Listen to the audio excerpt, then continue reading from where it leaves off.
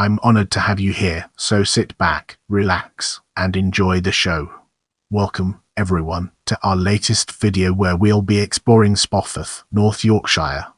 Spofforth is a village in the civil parish of Spofforth with Stockeld, in the county of North Yorkshire, England.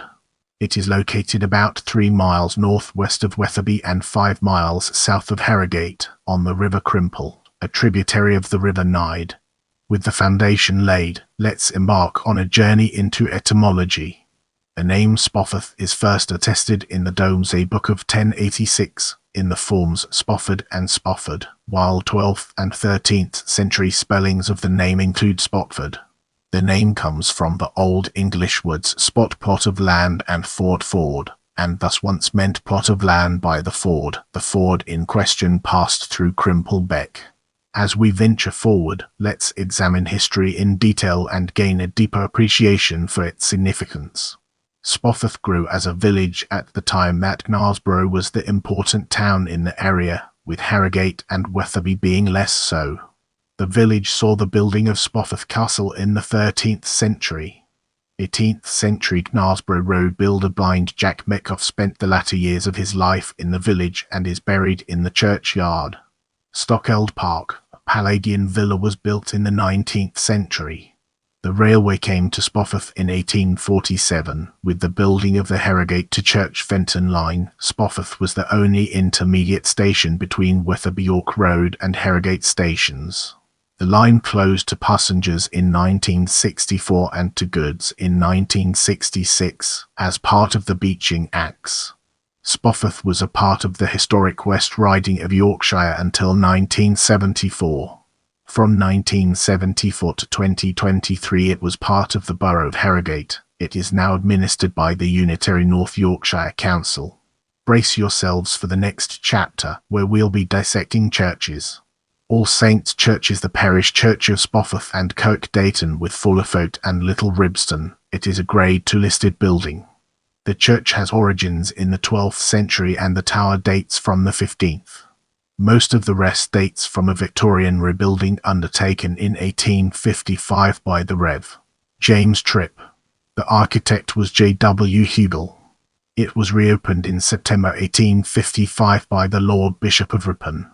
There was criticism at the time of the most ugly and objectionable pew which occupied the south side of the church, and the fact that the seats on the north are, consequently, incorrectly arranged. Rev. Tripp also paid for the schools at Fullerfoot and at Linton and Spofforth. Spofforth Methodist Church, which is no longer in active use, is sited on School Lane. Brace yourself for an enlightening exploration of pubs as we dive into its profound implications. The village has 2 pubs. Castle is the larger pub and has a single open plan room. The Railway Inn is currently closed and is looking for management for it to reopen. The building is owned by Samuel Smith Old Brewery and was converted from 2 railway cottages. There were also 2 other pubs in the village. King William Ivy closed in the early years and became a private residence. Hanover House, the Prince of Wales in Castle Street, closed in around 1927 and is now a private residence. Alton House. It served as the place where village inquests were held during the years. Fife Castle, Spofforth, 19th March 2013. Oxford Castle Fire Railway Inn, Spofforth, 19th March 2013. Oxford Railway Inn, fire site of the former William IV, Spofforth, 19th March 2013. Oxford, former site of the King William Ivy on the extreme right-hand side. Fire, former Prince of Wales pub, Castle Street, Spofforth, 28 June. Oxford, former Prince of Wales, now a private residence, in Castle Street. In the upcoming section, we'll be shining a light on transport. Spofforth is situated on the Wetherby to Harrogate Road. A bypass has been previously proposed, but has never been developed. The village is served by 2 bus routes, operated by the Harrogate Bus Company, connects the village with Harrogate, Wetherby, Secroft and Leeds, operated by Connections Buses, links Harrogate, Fullerfoot and Wetherby. After the closure of Spofforth Railway Station in 1964, the nearest national rail stations are now at and. Northern Trains operates regular services between and. The former railway track now forms part of the Harland Way shared use path, which runs as far as Thorpe Arch. In this section, we'll be peeling back the layers of other landmarks to reveal its true essence. The ruins of Spofforth Castle, which date from the 13th century, are close to the centre of the village. Stockeld Park, south of the village near Sickling Hull, is a stone-built 18th Palladian villa. Get ready for a thought-provoking discussion as we delve into notable people and its impact on our understanding.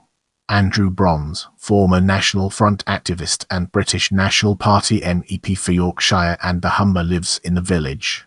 Lawrence Euston, who was made British Poet Laureate by George I in 1718, was baptised in Spofforth. Rev. Drive William Osborne Greenwood MD FRSE, a curious blend of both minister and qualified surgeon. Blind Jack Metcalfe, the road builder, lived in Spofforth in his later years and is buried in the village churchyard.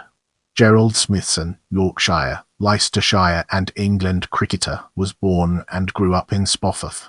His great-grandparents, Joseph and Rosina Smithsons, are buried in the village churchyard. His grandfather, George Robert Smithsons, played for Spofforth Cricket Club for over 50 years and his team photographs still hang in the current Spofforth Cricket Pavilion. Stay connected and join our community by subscribing and following me on other platforms.